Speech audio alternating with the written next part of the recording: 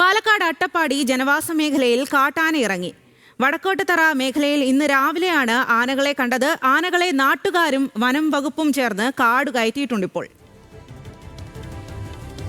പ്രസാദ് ഉടുമ്പിശ്ശേരിയാണ് വിവരങ്ങളുമായി ചേരുന്നത്. പ്രസാദ്, വീണ്ടും കാട്ടാന ഇറങ്ങി എന്നുള്ളത് ഏറെ ഭീതിപ്പെടുത്തുന്നതാണ്. ഇപ്പോൾ ആനയെ ഏത് രീതിയിലാണ് കാട് കയറ്റിയിരിക്കുന്നത്? വനം വകുപ്പ് എന്താണ് ഇക്കാര്യത്തിൽ പറയുന്നത്?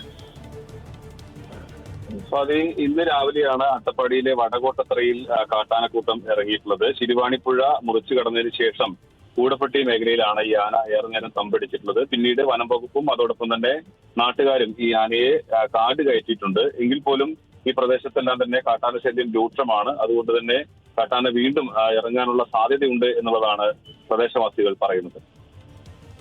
ശരി പ്രസാദ്, പാലക്കാട് അട്ടപ്പാടി ജനവാസ മേഖലയിലാണ് കാട്ടാന ഇറങ്ങിയിരിക്കുന്നത്. വടക്കോട്ടത്തറ മേഖലയിൽ ഇന്ന് രാവിലെയാണ് ആനകളെ കണ്ടത്. ആനകളെ നാട്ടുകാരും വനം വകുപ്പും ചേർന്ന് ഇപ്പോൾ കാട് കയറ്റിയിട്ടുണ്ട്.